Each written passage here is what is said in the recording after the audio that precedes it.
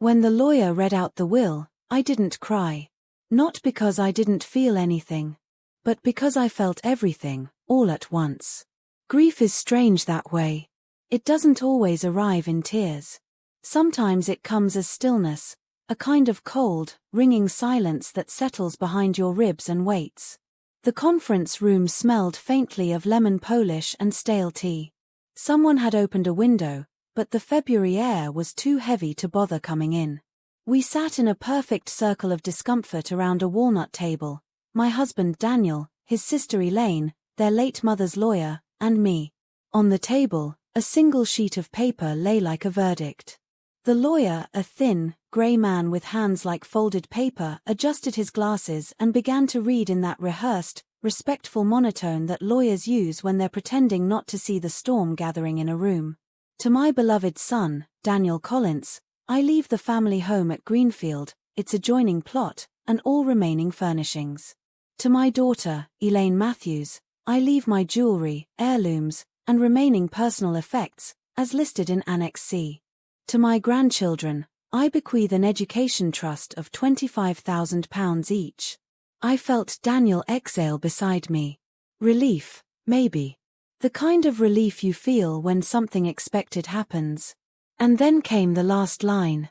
To Mrs. Mary Clark, for her many years of kindness and companionship, I leave my warmest regards. That was my mother's name. My mother. Warmest regards. The lawyer paused, as though the words themselves were brittle. Then, clearing his throat, he folded the papers neatly and said, "That concludes the reading of the will." It was over in less than 5 minutes.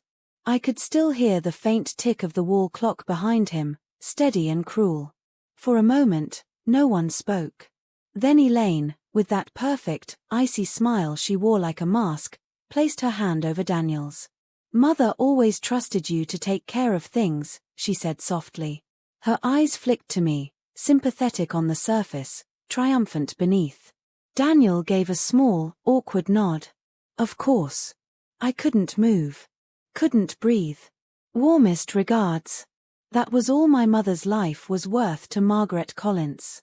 My mother had nursed that woman through 2 winters of pneumonia, shopped for her groceries when her hands trembled too much to hold a basket, and spent nights in her house so she wouldn't wake up alone.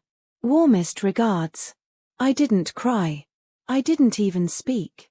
I just sat there, staring at the polished wood grain of that table, tracing it with my eyes as if following a path back to something that made sense. But there was nothing. Only the echo of my mother's voice in my memory, gentle, patient, always reminding me. Kindness isn't a transaction, Anna. It's character. I wondered what she'd think if she saw this. When we stepped outside, the cold slapped my face like a truth I'd been refusing to hear. Daniel's breath came out in visible puffs. He turned to me, his expression uneasy. "Anna," he began, "please don't." "Don't what?" I asked quietly. He hesitated. "Don't take it personally. Mother she didn't think your mum needed anything." "Needed?" I said the word like it was poison. "She didn't need anything, Daniel. She earned it. She spent years taking care of your mother." He ran a hand through his hair, sighing. "You know how she was, traditional. She believed in family lines, inheritance staying within the blood. And my mother wasn't family." He didn't answer. That was when I realized that the silence between us wasn't new. It had been there for years, quiet, polite, well-mannered silence. The kind that keeps marriages tidy and conversations shallow. We walked to the car without another word. To understand what that day really meant, you have to know what came before. For most of my life, I thought our families were bound by something solid, by shared years, by Sunday dinners, by the small kindnesses that accumulate into belonging. I met Daniel when I was 25, teaching at the local primary school. He was charming in a steady, unremarkable way, kind eyes, quiet humor, hands that looked built for fixing things. His mother, Margaret, approved of me immediately, or so I thought. She was the kind of woman who could make compliments sound like judgments. "Oh, you're a school teacher? How noble. Oh, you rent. How practical. But I smiled through it. My mother always said, marry the man, not the family. Over the years, Margaret's approval cooled into polite tolerance. We had 2 children, Clara and Luke, and she adored them, though she never missed an opportunity to remind me that they were Colin's blood. When her husband died, she grew lonelier, but also sharper. The world had to revolve around her again. And my mother, sweet, steady Mary Clark, stepped in without hesitation. Every Thursday she'd walk to Greenfield, carrying a canvas bag with fresh bread, soup jars, and magazines. Sometimes she'd stay overnight if Margaret wasn't well. Don't overdo it, I'd tell her. But she'd smile, brushing flour off her hands. It's just what you do, love. When someone's alone. The weeks after Margaret's death were a blur of casseroles, condolences, and paperwork. Daniel threw himself into managing the estate. Elaine hovered like a hawk. And me. I stayed mostly at my mother's house, the cottage she'd lived in all her life. She'd died just 3 months before Margaret. A quiet heart failure. She was 74 and still baking bread the day before. When she passed, I thought I'd buried her once. But that reading felt like burying her all over again. That night, as I sat alone in her cottage, surrounded by her scent, lavender and lemon polish, I couldn't stop replaying those words. Warmest regards. It wasn't the lack of inheritance that hurt. It was the erasure. Like my mother's years of devotion had been scrubbed out of the record. I don't remember what drew me to the attic that night. Maybe it was restlessness. Maybe instinct. The space smelled of old wood and time. Dust particles danced in the beam of my flashlight as I climbed up, careful on the creaking steps. Boxes were stacked neatly, labeled in my mother's handwriting, Christmas decorations, old linens, recipes. And then one, unmarked, pushed against the far wall. Inside were letters, receipts, and at the bottom, a small leather-bound ledger. The kind accountants used decades ago, thick pages, hand-stitched spine, corners softened by use. When I opened it, the smell of paper and faint lavender rose up, and my chest tightened. It was my mother's scent. Each page was filled with her handwriting, rows of dates, amounts, notes. June 2015, loan to MC for medical expenses, £1,200. October 2016, property tax payment, Greenfield House, £2,700. December 2018, bank transfer to MC, renovation fund, £4,000. MC. Margaret Collins. I froze. I turned the pages, faster and faster. There were entries spanning nearly a decade. Tens of thousands of pounds. Each one carefully recorded, initialed, sometimes even cross-referenced with receipts. Then, near the back, a folded piece of paper fell out. It was a letter. Dated June 2017. Dearest Mary, I cannot thank you enough for helping me through this. You have no idea what a relief it is to know Daniel's future is secured. Once my solicitor returns, we'll add your name to the Greenfield deed officially. You have my word. With love and gratitude, Margaret. My fingers trembled as I read it again. And again. Add your name to the Greenfield deed. I dropped the letter into my lap and sat there, the wind outside rattling the roof. My mother hadn't just helped Margaret. She'd invested in her. Half of that house, half of Daniel's inheritance, had been built on my mother's quiet generosity. And Margaret had buried it. Along with her. By morning, I felt a strange kind of calm. It wasn't peace, it was purpose. I gathered the ledger and letter into a folder and drove to Greenfield. Elaine was there, sorting through china sets. She looked up when I entered, her expression pinched. Oh, Anna. I wasn't expecting you. I just need to look through a few of your mother's things, I said evenly. Her lips tightened. We've already sorted most of it. Is there something in particular? Yes, I said, meeting her gaze.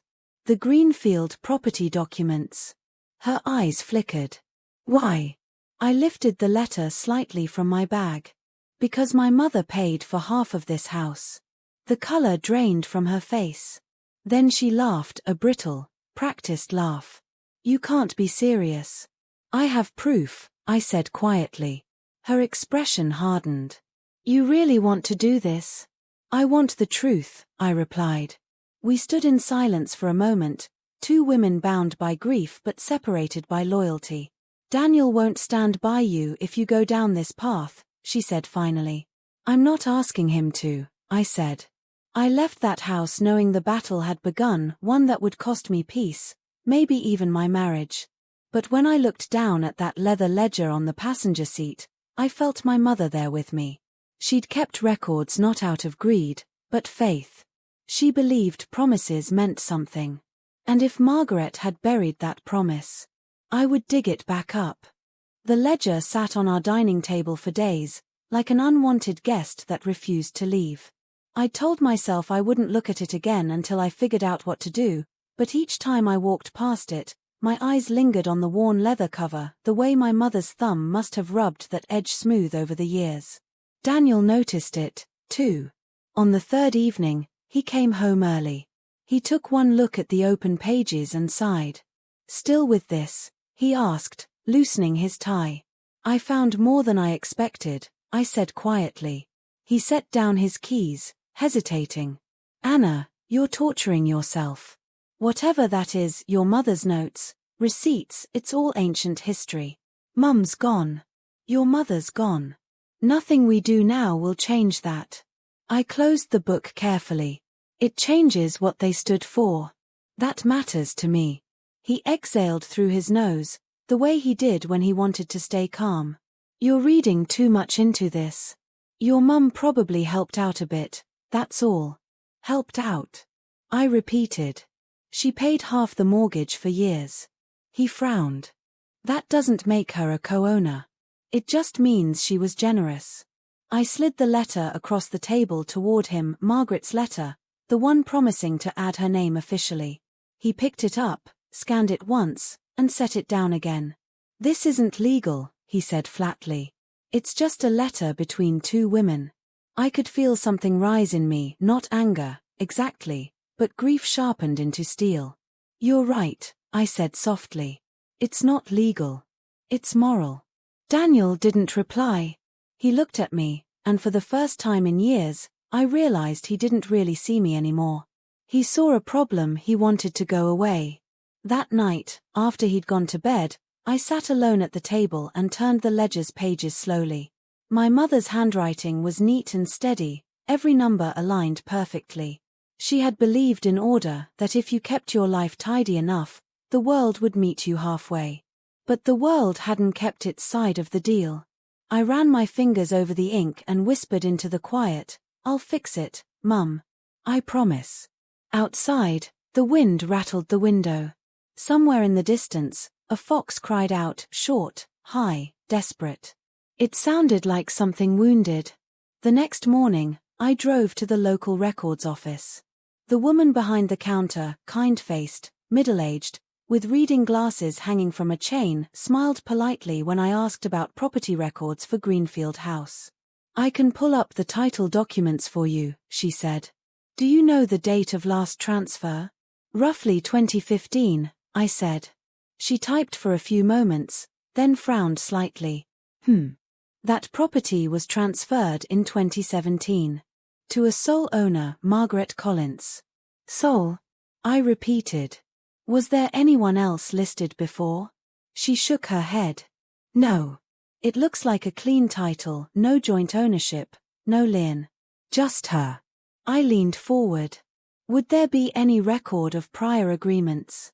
Or pending transfers? She hesitated. If a solicitor filed them, yes.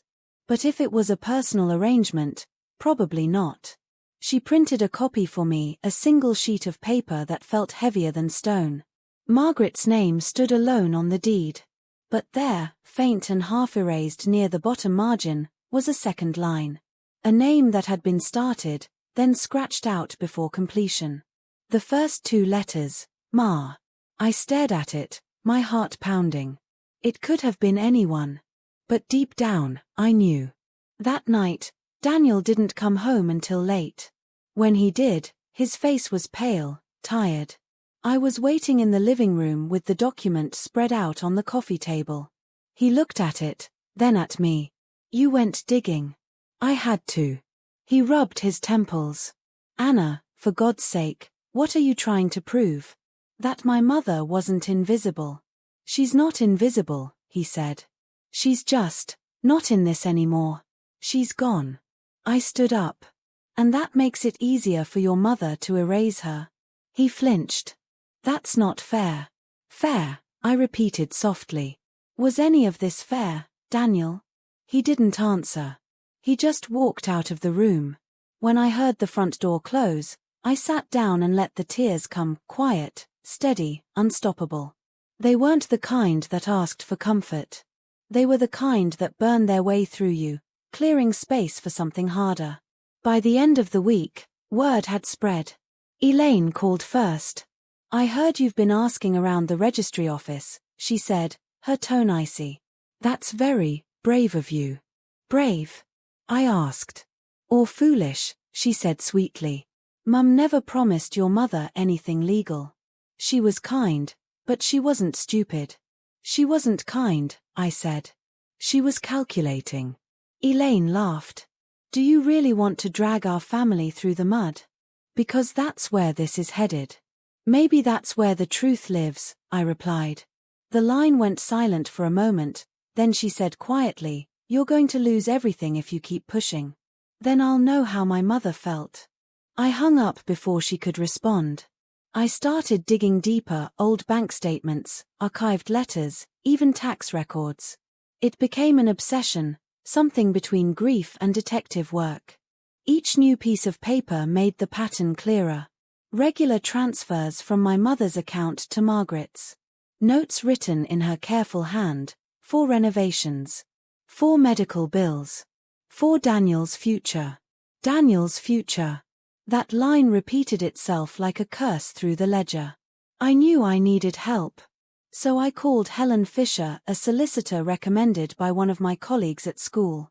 She had a calm voice, steady eyes, and the kind of quiet presence that made you feel both seen and measured. When I finished telling her everything, she sat back in her chair and tapped a pen against her notepad.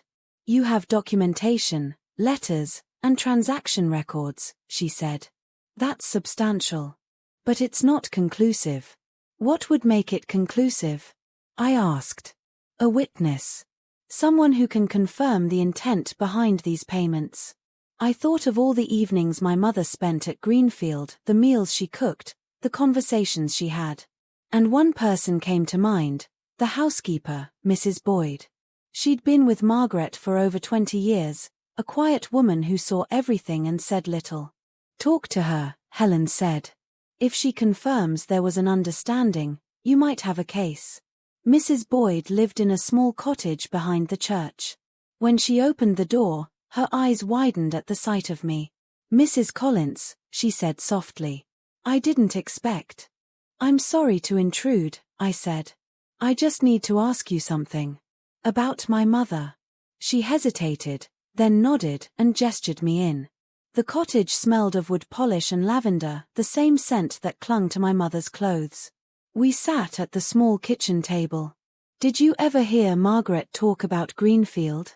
About adding my mother's name to the deed?" Her eyes flickered. "She did, yes. Once or twice." "What did she say?" "That your mother helped with the payments. That she'd promised to make it official once the paperwork was sorted." I leaned forward. "Did she ever say why she didn't?" Mrs. Boyd hesitated. Near the end, she was afraid. She said she'd lose control of the house. That Daniel wouldn't understand. She told me she'd fix it quietly. I swallowed hard. And she never did. "No," Mrs. Boyd said softly. "She didn't." Her eyes glistened. "Your mother was a good woman. She deserved better." When I left the cottage, I sat in my car for a long time, staring at the steering wheel. My mother had spent years quietly building someone else's security, trusting promises that were never meant to be kept. And now, The only person who could defend her name was me. That night, I told Daniel everything, the meeting, the records, Mrs. Boyd's words. He listened in silence, his hands clasped together. When I finished, he said softly, "I believe you." The relief was so sudden it almost hurt. "You do?" He nodded. "I believe your mother helped. But..." The word hung there like a blade. "But what?" He took a deep breath. "You have to stop this. Please. Let it go. We can honor her memory without tearing the family apart."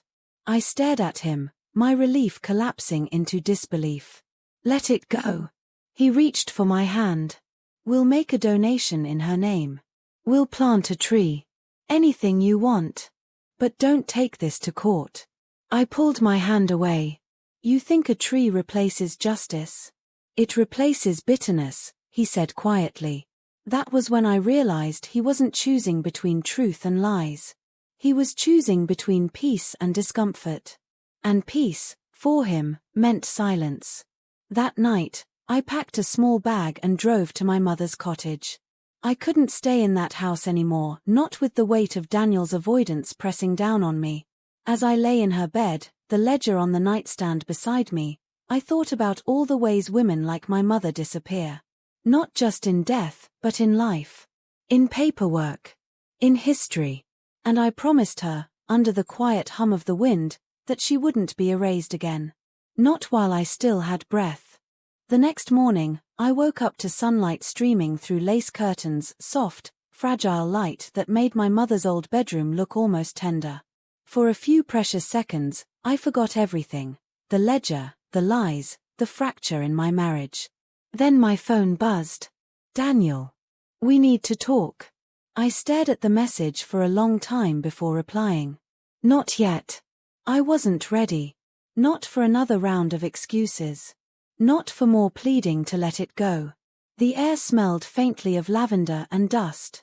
I made tea the way my mother always did, strong, with a hint of honey, and sat at the table flipping through the ledger again. Every entry felt like a heartbeat. Every number was evidence of her quiet faith. It wasn't about the money anymore. It was about dignity, about how easily good people were buried under polite lies. I had already made up my mind. I was going to see Helen again. Helen's office was on the second floor of a red brick building that smelled faintly of ink and old carpet. She greeted me with that calm, deliberate kindness that never felt performative. "So," she said, once we'd settled in. "You've decided?" "Yes," I said. "I want to contest the will." She studied me for a moment. "Are you sure? You know what this will mean, don't you?" "I do. You'll be challenging not just the estate, but the legacy of your in-laws. It will get ugly." "I'm not afraid of ugly," I said. Her expression softened. "All right, then. We'll start with an equity claim, constructive trust based on financial contribution and implied agreement. The letters and ledger will form the foundation of your case. We'll need statements from witnesses, Mrs. Boyd, possibly Daniel, if he's willing." "He's not," I said quietly. She nodded. "That complicates things. But it doesn't make them impossible." Then she leaned forward slightly. "One more question, Anna. Why now? What are you really trying to achieve?" I looked down at my hands. "Because I spent my whole life watching my mother bend for everyone else. She deserved someone to stand for her. Even if it's too late." Helen smiled faintly. "Then let's make sure her voice is finally heard." By the time I returned to town, everyone seemed to know. Elaine must have told them. The looks began at the grocery store, at the post office, even at the school where I worked part-time. Polite nods, strained smiles. Small-town sympathy, coated in judgment. At the hardware store, Daniel faced his own whispers. When I walked past one afternoon, I heard one of the clerks murmur, "Poor bloke. His wife's suing his mother's estate." I wanted to disappear. That evening, Daniel showed up at the cottage. He didn't knock, he just walked in like he still belonged there. "You filed," he said flatly. "Yes." He rubbed his face with both hands. Do you have any idea what this looks like? Yes, I said again. It looks like justice. He shook his head. It looks like madness, Anna. You're turning this into a war. I stood. It already was one. I just stopped pretending it wasn't. His shoulders slumped. You're going to ruin everything. My business, my reputation, Elaine's family. I'm not ruining anything that wasn't already broken. For a moment, I thought he might shout. But instead, his voice softened. You're doing this out of grief. You think you're fighting for your mother, but you're really just lost without her. The words hit me like a slap. He meant them as pity. But all I heard was dismissal, the same quiet erasure my mother had lived with. I turned away. Get out, Daniel. He hesitated, then left. The sound of the door closing felt like the final breath of our marriage. A few weeks later, the first court session was set, not the final judgment, just a procedural hearing to confirm evidence submission. Still, it felt monumental. The courthouse was small, its walls pale and echoing. Helen carried our files in a neat leather folder. Elaine sat across the room, whispering to a man in a navy suit, her lawyer. Daniel was beside her, silent, eyes fixed on the floor. When the clerk called the case, I felt my stomach tighten. Helen spoke clearly, outlining our claim, that my mother, Mary Clark, had provided significant financial support toward Greenfield House with the mutual understanding she would be recognized as co-owner. Elaine's lawyer dismissed it as family generosity, calling my mother's payments acts of charity, not obligation. I wanted to shout. But Helen squeezed my hand under the table. Patience, she whispered. The judge, a woman in her 60s with calm eyes, looked through the evidence. She paused on the letter from Margaret. This correspondence suggests intent, she said. The court accepts preliminary review. Proceed to full hearing in 4 weeks. It was a small victory. But it felt like air returning to my lungs. When we stepped outside, Elaine was waiting near the steps.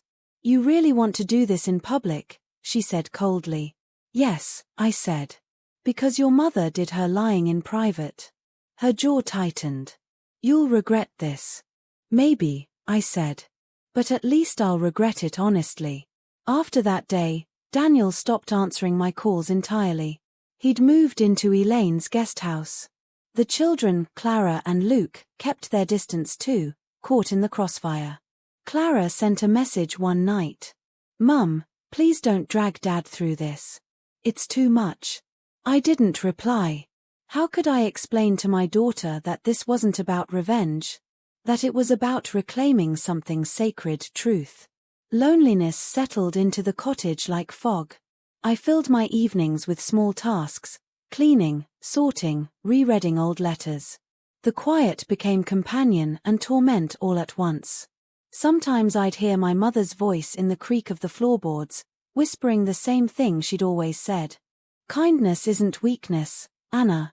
But neither is standing up for yourself. I held on to that. 2 weeks before the full hearing, Helen called. Anna, she said, you need to come in. When I arrived, she had a printout on her desk, an archived property statement from 2015. Look here, she said, pointing. There's a note in the solicitor's ledger, an entry that was later deleted. It references a joint ownership transfer in draft. My pulse quickened. A draft? Yes. Margaret's solicitor created preliminary documents to add your mother's name. But for some reason, the transaction was never finalized. She looked up at me. If we can prove the paperwork was prepared, it strengthens your case enormously. Can we find the draft? I'm trying.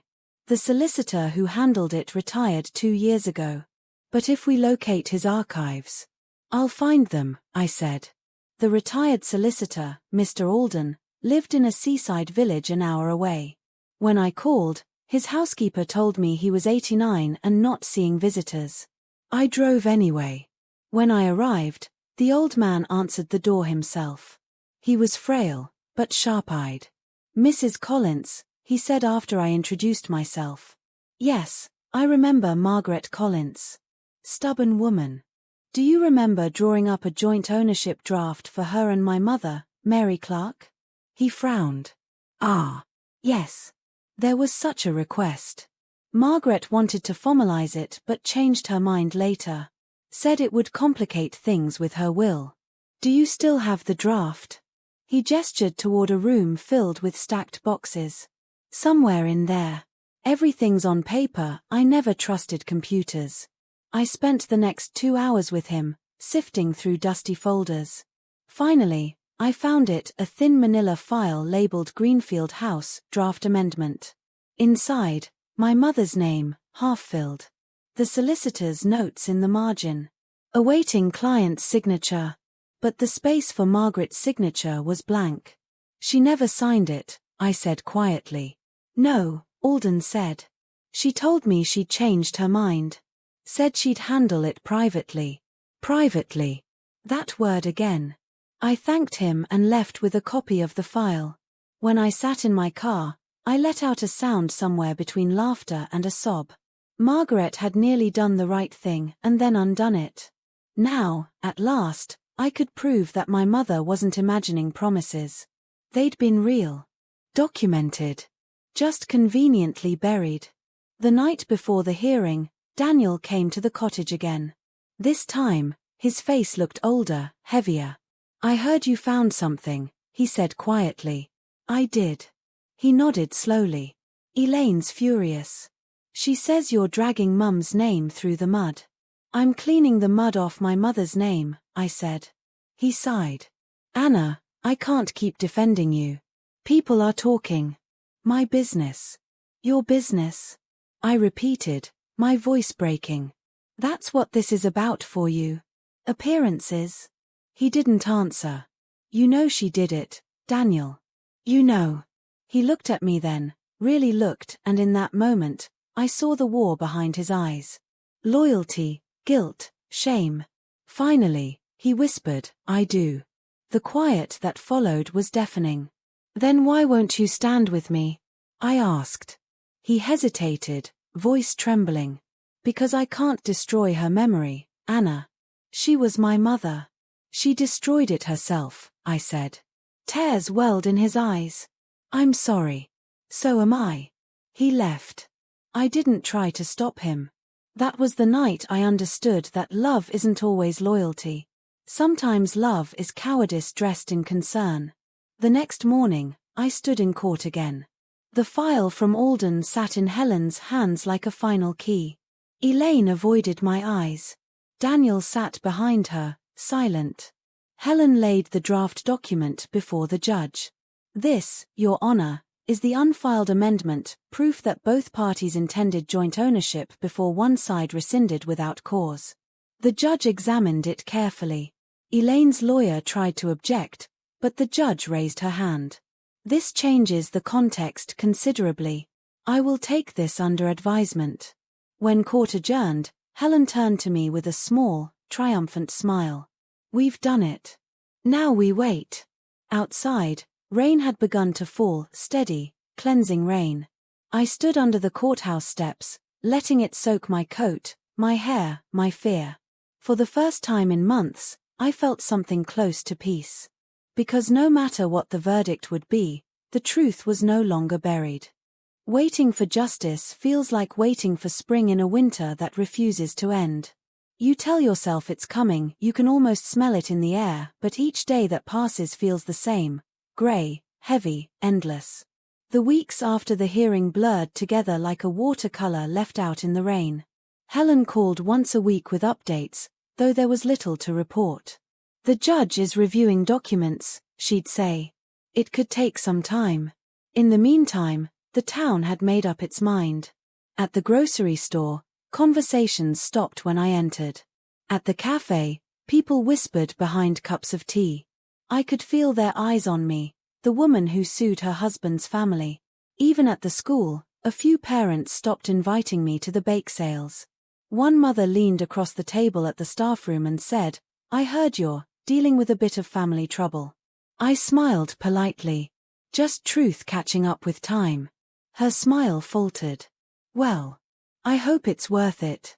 I wanted to say, it already is. But the truth was, some nights, I wasn't sure. The cost of courage was loneliness. One rainy afternoon, I found an envelope under my door, Daniel's handwriting again. Anna. I've been thinking about you, about all this. I still can't understand why it had to be public. Why couldn't we solve this quietly? You've always hated attention. You must know how this looks. Elaine's furious, of course. But I keep wondering if Mum were still here, could we have made her see reason? I want to believe she meant well. Please don't lose yourself in this. I still care for you. Always have. D. I read it 3 times. There was affection in it, yes, but also something I couldn't stomach anymore, comfort without accountability.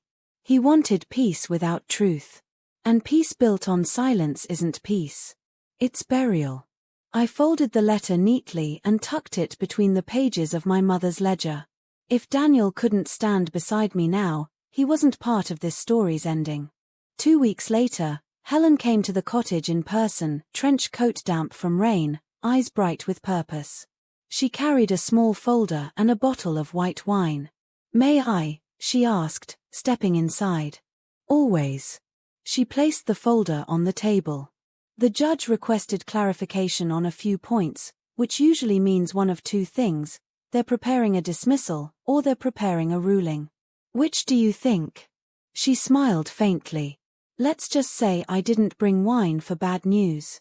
We sat by the fire as the rain pattered softly against the windows. She told me stories of other clients, farmers who fought for land, widows who fought for pensions, people who'd risked comfort for justice. You'd be surprised, she said, how often the truth hides in the quietest households. I nodded. My mother used to say the same thing, though less elegantly. Helen laughed. She sounds like someone I'd have liked. She was good, I said, my voice catching.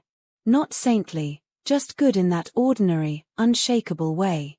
Then she raised you well, Helen said gently. That night, after she left, I sat by the fire long after the flames had turned to embers, staring into the faint orange glow.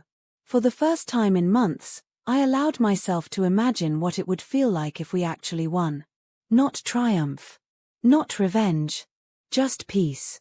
The court date arrived on a Thursday morning, cold and crisp. The town was waking slowly, fog rising from the river, buses humming down wet streets. When I reached the courthouse, Helen was already waiting at the entrance, papers in hand. Inside, everything felt too bright. The polished floors, the echo of heels, the low murmur of other cases being called. Elaine was there, sitting stiff-backed beside her lawyer. Daniel sat 1 row behind her, jaw clenched. He didn't look at me. The judge entered precisely at 10. Everyone rose.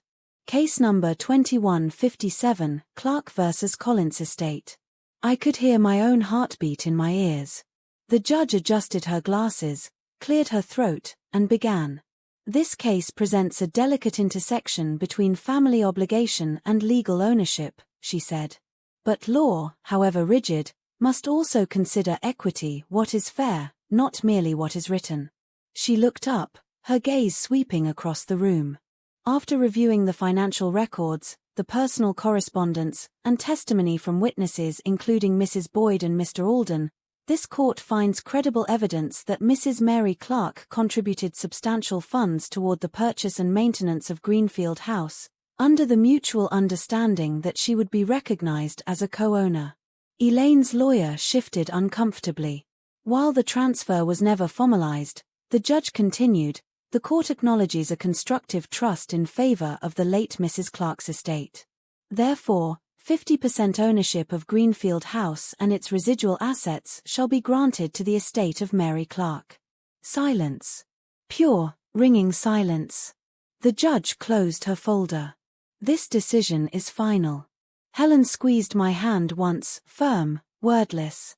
Across the aisle, Elaine's face went pale. Daniel's eyes finally lifted to meet mine. There was no anger in them. Just exhaustion and, maybe, a trace of relief.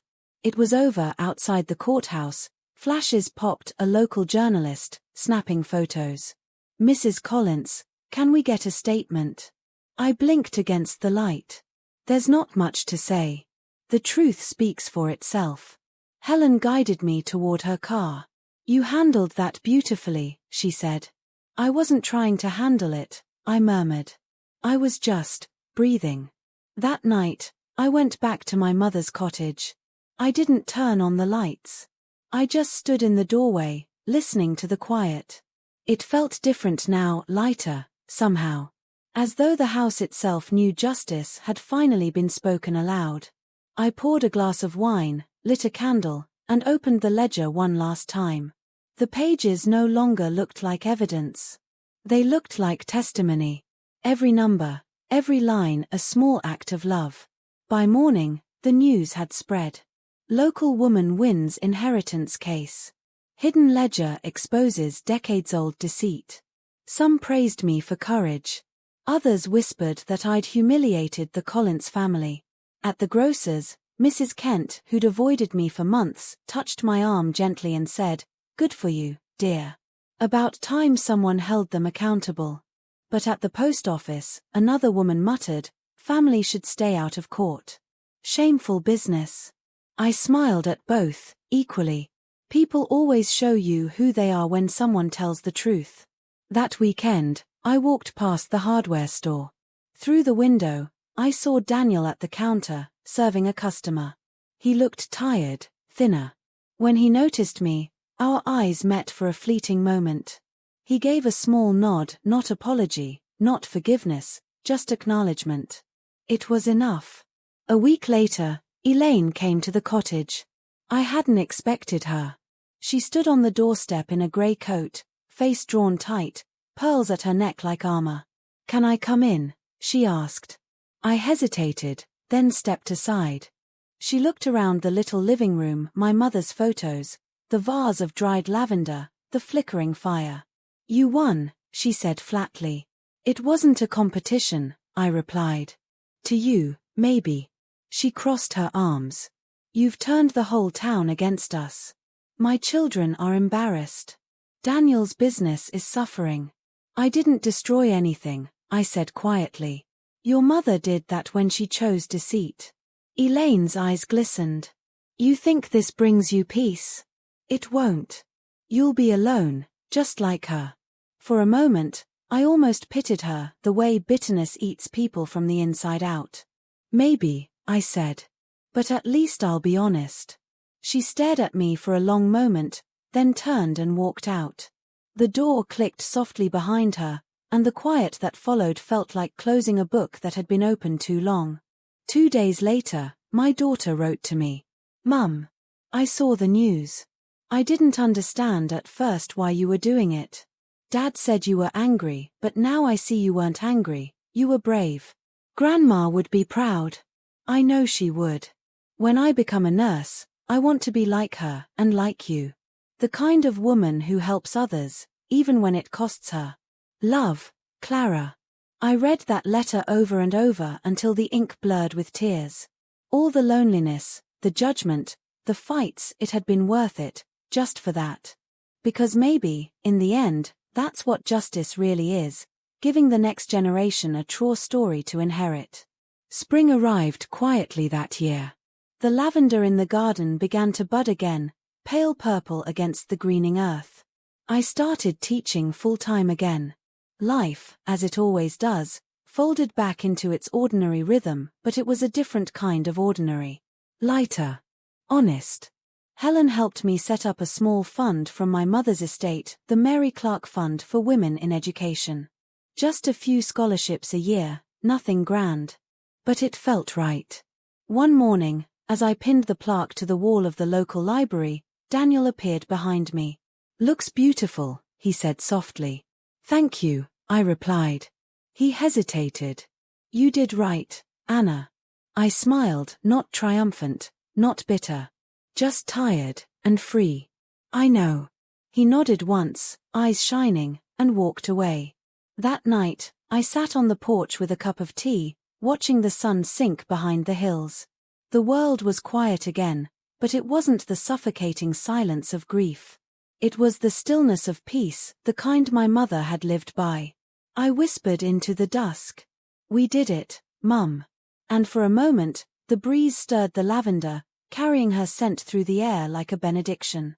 They never tell you what happens after you win. People imagine a trumpet, a parade, a happy ending neatly tied with a bow. But real justice doesn't sound like victory. It sounds like silence.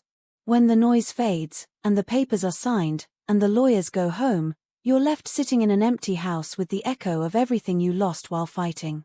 The morning after the verdict, I woke before dawn. For the first time in months, I didn't feel the weight pressing on my chest. I made tea, strong, with honey, and watched light spill through the kitchen window. Outside, the world looked strangely new. The same garden, the same birdsong, but now it all felt earned. Still, the silence lingered. I'd fought the battle, but part of me missed the noise. The adrenaline.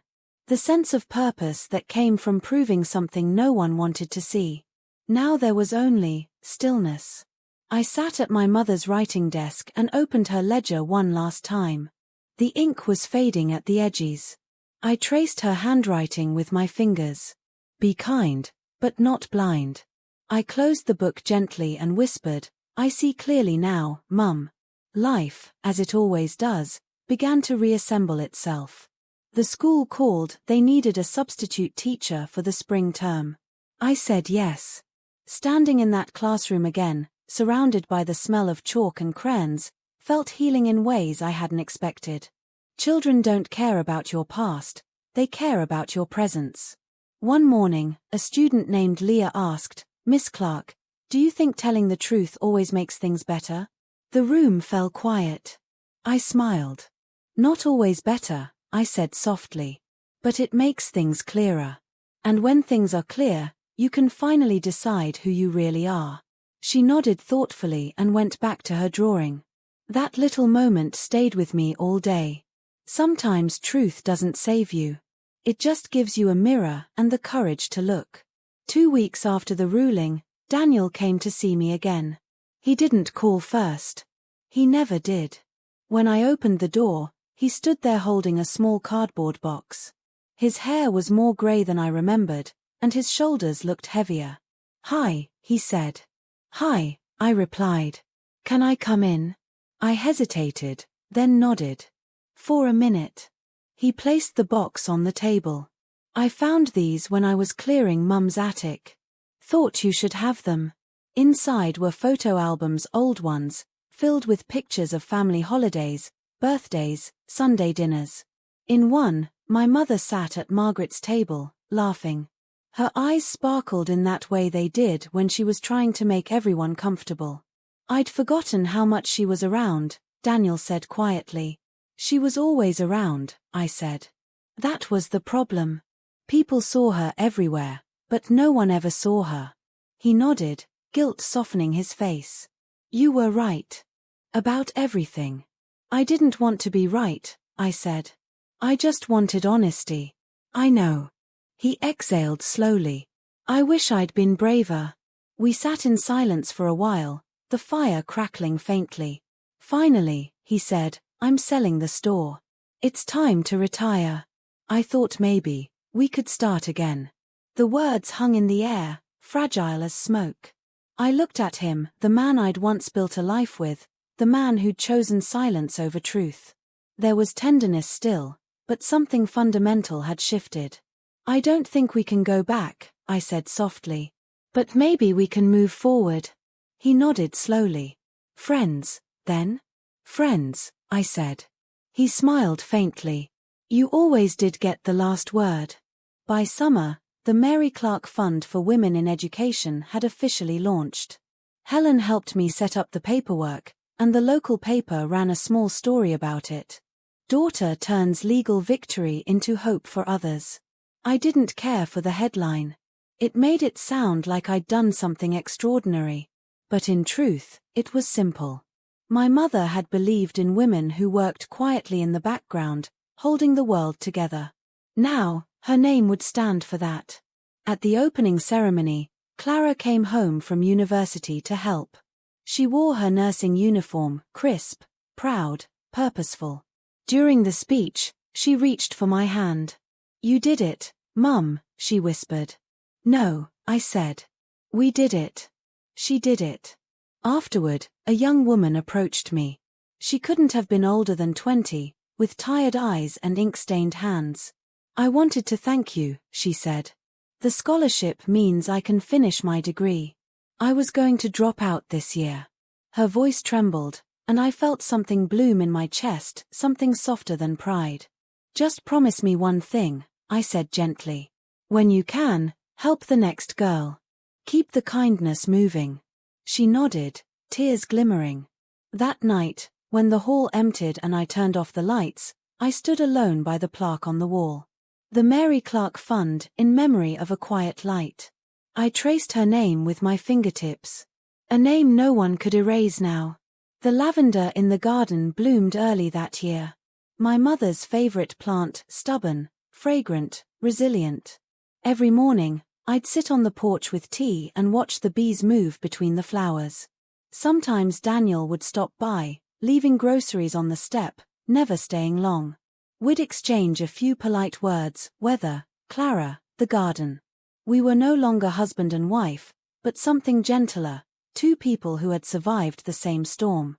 One morning, he brought a small wooden bench. "For her garden," he said. It felt wrong not to leave something behind. Carved into the backrest were the words. She gave more than she had to. I couldn't speak. I just touched the wood, tracing each letter. "Thank you," I whispered. He smiled, that small, shy smile I used to love, and walked away without looking back. Clara visited often that summer. She'd grown into herself, calm, assured, compassionate. One evening, as we sat under the fading light, she said, "I used to think you were angry at Dad." I was, I admitted. For a long time. But now. I looked out at the lavender swaying in the evening breeze. Now I think anger is just love with nowhere to go. It softens when you understand why people fail you. She nodded slowly.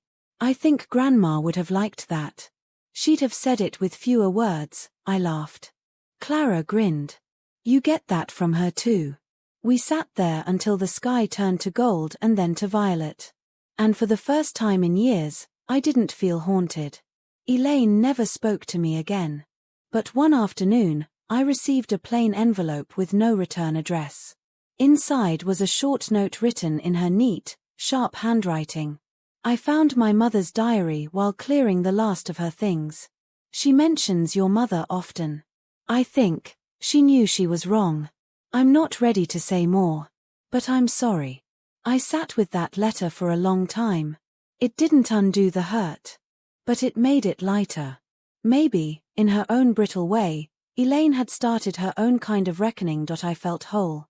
That autumn, I decided to sell the cottage. Not because I wanted to leave, but because I needed to begin again. On the final morning, I stood in the doorway, the room's empty but still filled with echoes, my mother humming while she cooked, the tick of her old clock, the sound of rain on the roof. I whispered, "Thank you," and closed the door gently behind me.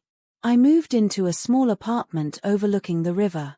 The first night there, I couldn't sleep. The city noises felt foreign, too alive, too new. But when dawn came, the light through the curtains was soft and familiar. I brewed tea and stepped onto the balcony. Below me, the water glimmered like glass. I thought of my mother again, her laughter, her patience, the way she used to say, "You can't stop storms, love. You can only learn to stand through them." And I realized, I'd stood. Months later, I received an invitation from the local council. They were awarding a small community recognition for services to education and advocacy. It wasn't grand, just a framed certificate, handed out in a modest town hall ceremony. But as I stood on that stage, looking out at the faces of young women who'd benefited from my mother's fund, I felt something shift inside me. It wasn't pride. It was completion. Afterward, a journalist asked, "What does this award mean to you?" I smiled. "It means she didn't vanish. It means she mattered." That night, I walked home through quiet streets. The air was crisp, filled with the scent of wood smoke. In my apartment, I lit a single candle and placed it beside the ledger on my desk. The flame flickered, reflecting softly on the leather cover. I whispered, "We did it, Mum. They can't bury you anymore." Outside, the river shimmered under the moonlight, constant, gentle, unstoppable. Like truth itself. There's a strange kind of quiet that comes after closure. It's not peaceful, not exactly, it's more like standing in the middle of a field after a storm. The sky is clear, the world still, but everything around you bears the mark of what's past. That's how life felt in those months after I sold the cottage. I had my mother's ledger safely stored in a box, the court papers filed, the trust fund flourishing. On paper, it was all resolved. But inside, I was still learning how to exist without a fight to anchor me. For nearly 2 years, I had woken up every day with purpose, proof to find, people to confront, truths to protect. Now the war was over, and peace felt disorienting. Sometimes I'd wake up early, expecting the heaviness, the rush of injustice that used to jolt me upright. But there was only stillness. I didn't yet know how to live in stillness. The apartment was small, 1 bedroom, 1 living room, and a balcony that overlooked the river. It was nothing like the home Daniel and I had shared, and that was precisely why I chose it. I filled it with light white curtains, yellow cushions, fresh flowers every Sunday. I wanted to build a space that breathed. Every morning, I'd take my tea out to the balcony and watch the sun spill across the water. I liked the rhythm of it, the same, yet never the same. Like grief. Like healing. One morning, as the sky turned pale gold, I whispered to the river, "You keep moving. That's the secret, isn't it?" It didn't answer, but somehow, I understood. Clara came to stay for a weekend in late spring. She arrived with a suitcase, a box of pastries, and that effortless energy that fills every room she walks into. "I love your place," she said, twirling slowly in the living room. "It feels like you." "It feels empty sometimes," I admitted. "Empty isn't always bad," she said, grinning. "Sometimes it means there's space for new things." She was wiser than her years, that was her grandmother in her. We spent the afternoon cooking, laughing, reminiscing. She told me about her patients, about the nights she worked in the ward holding strangers' hands as machines beeped around them. "You know," she said, stirring soup on the stove, "sometimes the best thing you can give someone is presence. Just being there." I smiled. "That's what your grandmother gave all her life." "Maybe that's where I get it," she said softly. Later that night, we sat on the balcony, the city glowing in the distance. She rested her head on my shoulder. "I'm proud of you, Mum," she whispered. "You didn't just fight for Grandma. You fought for every woman who's ever been told to stay quiet." I didn't speak. I just held her hand and watched the reflection of the moon on the water, 2 silver lights, side by side. It was early July when the phone rang. "Helen." "Anna," she said, "I have some news. Elaine passed away last night." I froze. She'd been ill for a few months. Cancer. It spread fast. I sank into the chair. My heart felt strange, not sorrow, not joy, just a hollow ache for what could never be repaired. Helen's voice softened. "She left something for you. A sealed envelope. I can drop it by tomorrow." When she arrived, she handed it to me without a word. Elaine's handwriting was still precise, though shakier. "Anna. I never said it while I could, and perhaps it's too late now, but you were right. About everything. Mother wronged your mother, and I wronged you by defending her. I spent too long preserving a lie out of fear that if I faced it, I'd lose the only version of her I could love. Please forgive me, not for her sake, but for mine. I wanted peace, and I think I only found it when I stopped pretending she was perfect. I've arranged to have a portion of my estate donated to your mother's fund. It's small, but it's sincere. Elaine." I sat there for a long time, holding the letter. For years, I'd thought of Elaine as my mirror opposite, cold where I was warm, guarded where I was open. But maybe we'd been more alike than I ever admitted, two women carrying the weight of women who came before us. I folded the letter gently and slipped it into the ledger's back pocket, beside my mother's last note. The circle had closed. A few weeks later, I decided to visit Greenfield for the first time since the trial. It was being renovated, the new owners were turning it into a bed and breakfast. When I arrived, the front gate was open, the garden overgrown but still familiar. The air smelled of rain and earth. The windows were dusty, the paint chipped, but beneath it all, I could still see the house that had once ruled over so many lives. I walked around the side garden, the one where my mother used to hang laundry while Margaret criticized her folding technique. I smiled at the memory now, soft and distant. Then I saw it, a patch of lavender, stubbornly thriving against the crumbling wall. I knelt down and brushed my fingers over it. "You stayed," I whispered. The new owner, a young woman in overalls, stepped out onto the porch. "You okay, "Yes," I said, standing. "I used to know the people who lived here." She smiled. "Beautiful old place, isn't it? We're trying to restore it, not change too much. Keep the bones." I nodded. "Good. The bones matter." Before I left, I clipped a small sprig of lavender and tucked it into my pocket. "A piece of the past, reclaimed." That autumn, Daniel called. His voice sounded different, steadier, humbler. "Would you meet me for lunch?" he asked. "There's something I'd like to tell you." We met at the same cafe where we'd first met 30 years ago. The years had softened him. There was less certainty in his posture, but more honesty in his eyes. "How have you been?" he asked. "Good," I said. "Quiet." He smiled. "You were never meant for quiet. You always had a fire." "Maybe. But fires need rest too."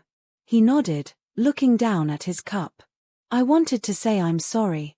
Not for taking sides, for not having one. For trying to please everyone and ending up standing for nothing. I felt tears sting my eyes. "It's taken me a while, but I forgave you a long time ago." He looked up sharply. "You did?" "Yes. You weren't cruel. You were afraid. And I understand fear now." He exhaled. "I'm retiring next month. Selling the shop. I'm thinking of moving closer to Clara." "She'll like that," I said. He smiled faintly. "Would you mind if I came to visit sometimes? As a friend?" "Of course not," I said. "Friends don't vanish with marriage." When we parted, he hugged me, a long, quiet hug that carried decades of words we no longer needed. As he walked away, I realized forgiveness isn't a gift you give someone else. It's a way of lightening your own hands. In November, Helen invited me to speak at a women's conference about the fund. When I stood on that stage, I looked out at the faces, women of every age, some confident, some uncertain, all carrying their own unspoken ledgers of sacrifice and resilience. I began with my mother's story.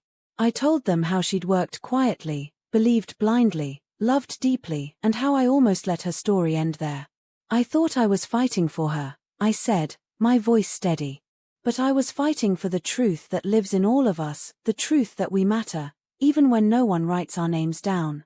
When I finished, the room was silent for a heartbeat, then applause erupted like rain after drought. Afterward, an older woman approached me. Her hands trembled as she held mine. "My daughter's been trying to get me to stand up to my family," she said. "I think you just gave me the courage." I smiled. It's never too late to reclaim your voice. That night, as I walked back to my apartment, the city lights shimmered on the water, and for the first time, I felt something new, not closure, not grief, but purpose reborn. That winter, I dreamed of my mother again. She was standing in the kitchen of her old cottage, wearing her blue apron, kneading dough. I sat at the table, watching her. "Did I do right, Mum?" I asked. She looked up, smiling softly. "You did what needed doing. That's all that's ever right. I miss you." "You don't miss me," she said, chuckling. "You carry me. That's different." I woke with tears on my pillow, but they didn't hurt. They felt like warmth. In the months that followed, I learned that justice is not the opposite of peace, it's the path to it. And forgiveness isn't forgetting, it's remembering differently. The world still gossiped sometimes. People still had opinions. But they no longer mattered. Because I'd learned something my mother had always known. Truth doesn't need applause. It just needs a witness. That spring, the lavender bloomed again, lush, fragrant, unyielding. I clipped a few stems, tied them with ribbon, and placed them in a small vase by the window. Outside, the river glimmered under morning light, endless and sure. I whispered to the reflection. We survived the storm, Mum. And look, the garden grew back. It took me a long time to understand that healing isn't a destination. It's a rhythm. Some days it hums quietly in the background, other days it forgets the tune altogether. But if you listen closely enough, it always returns. By the time spring rolled around again, my life had settled into a calm, steady pattern. I woke early, made tea, read on the balcony, and went to the library 3 times a week to help the scholarship committee review applications. There was peace in the ordinary, a kind of quiet I hadn't known I needed. People sometimes asked if I missed the fight. The truth is, I missed my mother more than the battle. The battle had been a means of speaking to her one last time, of telling her, I saw you, and I won't let the world forget you. Now that her name lived in the world, etched in brass, printed in scholarships, whispered by young women reading her story, I didn't need to fight anymore. But I still found myself talking to her every morning. Morning, Mum, I'd say, opening the curtains. You'd like this weather. Just enough chill to make the tea taste better. And in those moments, I'd almost swear I could feel her listening. The fund was thriving. We had our first cohort of graduates, 6 women, each with their own story of resilience. There was Fatima, who worked 2 jobs while studying engineering, Leah, a single mother finishing her degree in psychology, and Rose, who wrote to me every month about her art classes and how painting helped her see joy again. When we organized the first annual gathering, I insisted on keeping it small, no formal speeches, no press. Just stories.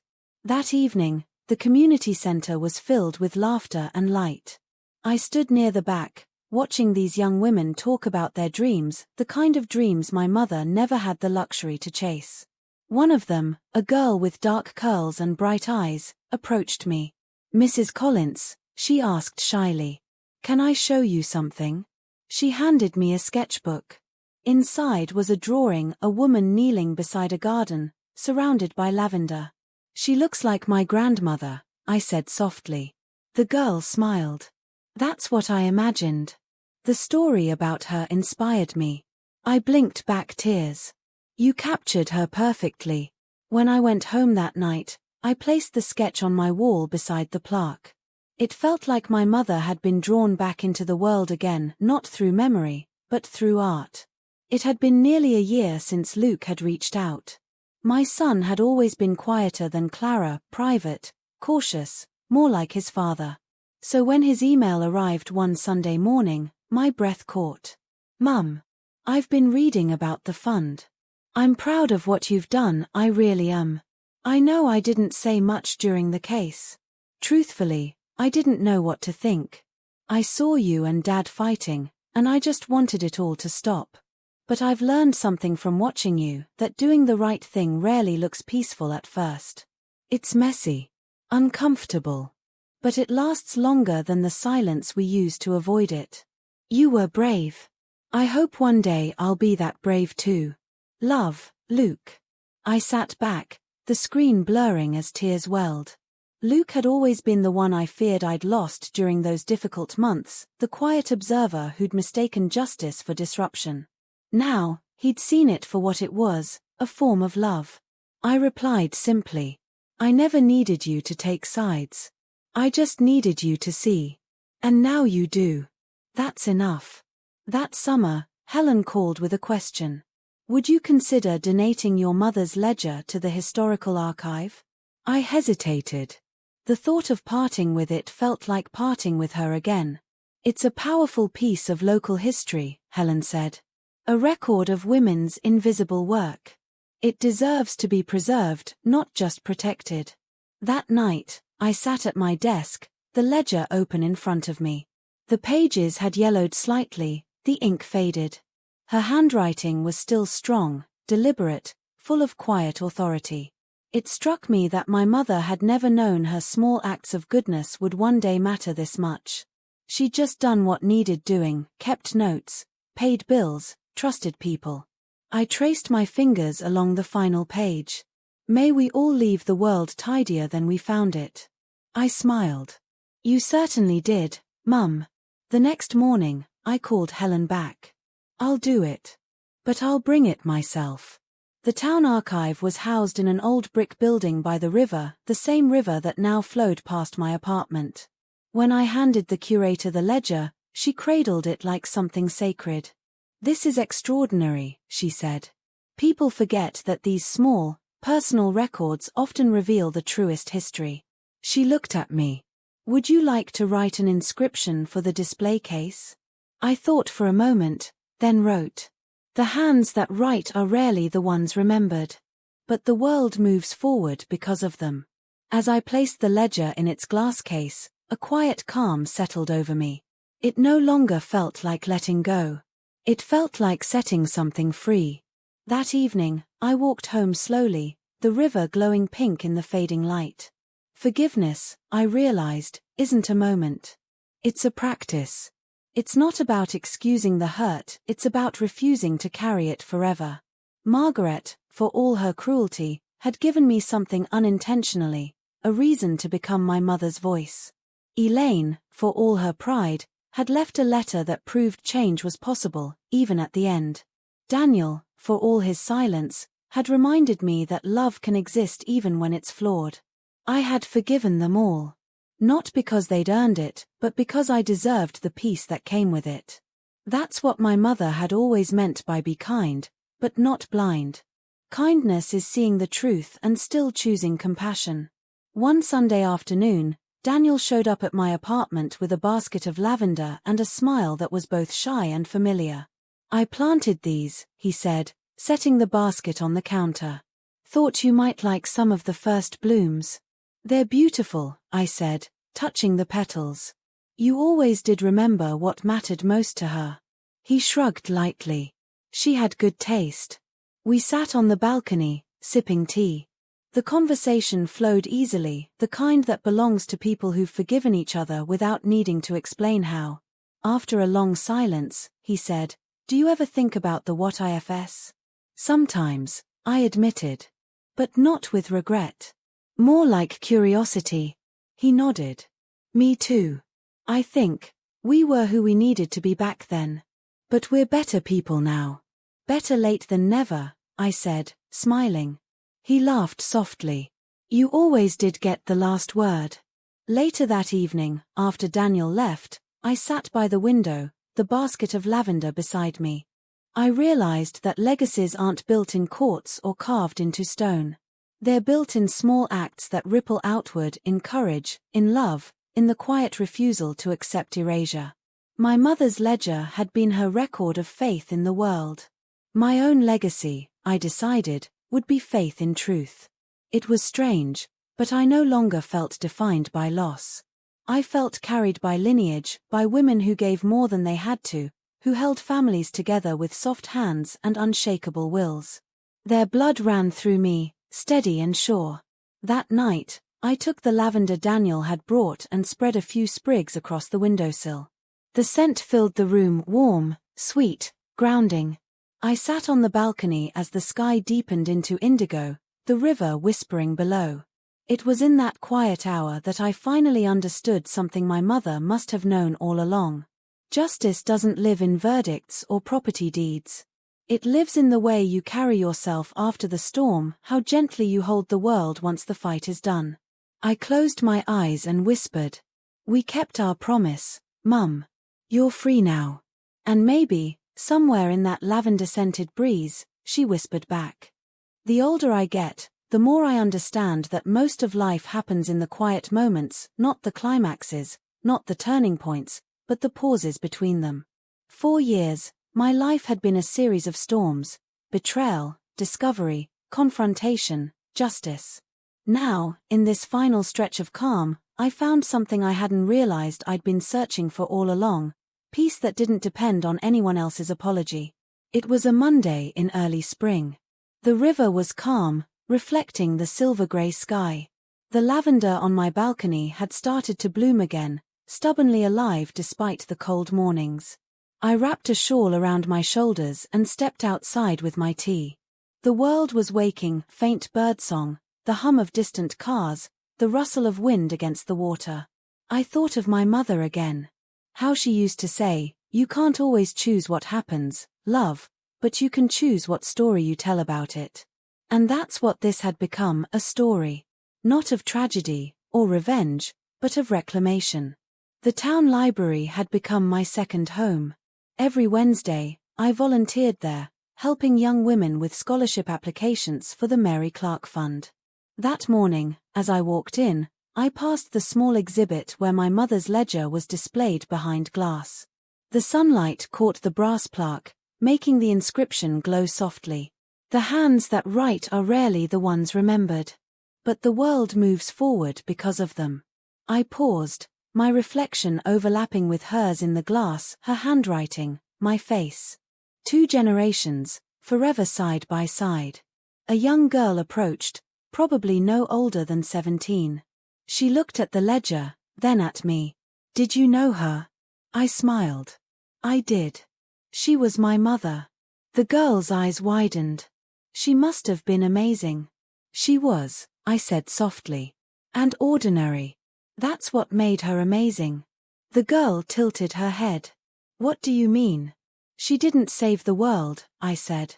"She just made sure her small corner of it stayed kind." The girl nodded thoughtfully. "That's kind of like saving it, though." And in that moment, I knew my mother's legacy had already taken root in hearts she'd never meet. A few weeks later, I visited my mother's grave. It was a warm, golden morning, the kind where the air smells faintly of soil and hope. The headstone was simple: Mary Clark, beloved mother, quiet light. I knelt down, brushing away a few stray leaves, and placed a small bunch of lavender on the grass.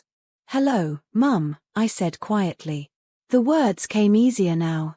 There was no ache in them, no heaviness, just familiarity, like speaking to a friend. "I gave your ledger to the archive," I said. "It's safe now. People will see what you did. They'll know you existed." A breeze moved through the trees, carrying the faint scent of the lavender. "Daniel's doing well," I added with a small smile. "He still brings me flowers sometimes. And Clara's thriving. She's taken over some of the fund work. You'd love her, she's got your stubborn streak." I paused. "You were right, you know. Kindness isn't weakness. It's endurance. It outlasts everything." The wind stirred again, soft as breath. I closed my eyes and whispered, "Thank you for teaching me how to stay gentle in a world that wasn't." That summer, Clara officially became the co-director of the fund. Watching her stand at the podium during the new scholarship ceremony filled me with quiet pride.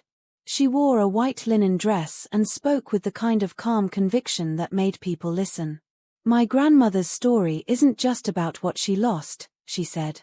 "It's about what she gave: her trust, her time, her faith. And what my mother did was make sure that giving wasn't forgotten." The audience applauded, but I was too busy holding back tears. When the event ended, Clara came to me and hugged me tight. "You know, Mum," she whispered, "I think Grandma would say the story's yours now." I shook my head gently. "No, love. It's ours." A month later, Daniel stopped by unexpectedly. He'd aged, the lines on his face deeper, but his eyes softer. "I'm moving," he said simply. "Closer to Clara. Thought I should say goodbye properly this time." I nodded, smiling. "That sounds like a good thing." He handed me a small wooden box. "For you. I found it tucked away in Mum's chest after she died. I think she meant for you to have it, though she didn't have the courage to say so." Inside was a gold locket. On one side, a faded photograph of Margaret and my mother together, laughing, a moment I'd never seen. On the other, a folded piece of paper. It read, in Margaret's hand, "For Mary." For everything I couldn't say in time. I sat there in silence, tears slipping down my cheeks. "Maybe she did love her," Daniel said softly. "Maybe she did," I whispered. "But love unspoken is a ghost, isn't it?" He nodded slowly. "At least you spoke yours." When he left, I held that locket in my palm for a long time. It was heavy, but not like guilt. More like history, finally made whole. On the anniversary of the verdict, I returned to the river. It was sunset, the water gleaming orange and rose, the air humming with warmth. I brought with me the lavender sprig from Greenfield, now dried and fragile, and tossed it gently into the current. It floated for a moment, spinning slowly, then drifted away, carried somewhere I couldn't follow, but where it belonged. For the first time, I didn't feel the need to hold on. In the quiet that followed, I realized that every story, even the painful ones, eventually turns into a kind of prayer. Not for what you lost, but for what you learned. I'd learned that truth is rarely clean. It's tangled and inconvenient, but it sets you free in ways silence never can. I'd learned that forgiveness isn't the end of anger, it's what happens when anger finally exhausts itself and leaves room for grace. And I'd learned that love, real love, is never about ownership. It's about remembrance. My mother's story began with erasure, but it ended in legacy. And mine, well, mine was never really about revenge. It was about restoring the balance, setting things right, and choosing to stay soft in a world that rewards hardness. That's what I want my children to remember. That's what I want anyone listening to remember. Later that night, as the first stars appeared, I sat by the window with the locket around my neck. The lavender scent lingered faintly in the air. The river shimmered below, endless and sure, carrying everything it touched toward somewhere new. I opened the ledger one final time, tracing my mother's handwriting. Then, closing it gently, I whispered, "We're both in the story now, Mum. Together. And that's enough." You know, when people hear my story, they often ask, was it worth it? All that pain, all that fighting, all that loss. And I tell them this. It was never about winning. It was about remembering. Because if you let people bury the truth once, they'll do it again, to you, to your children, to everyone who comes after. Justice isn't loud. It doesn't shout or demand applause. Sometimes it's a woman in her kitchen at midnight, holding a ledger, whispering to the memory of her mother that she won't be forgotten. And if you're listening to this, maybe you know what that feels like, to carry someone's name that the world has tried to erase. So tell me, would you have done what I did? Would you have dug up the truth, even if it meant losing almost everything? Because sometimes, the only way to honor love is to give it a voice.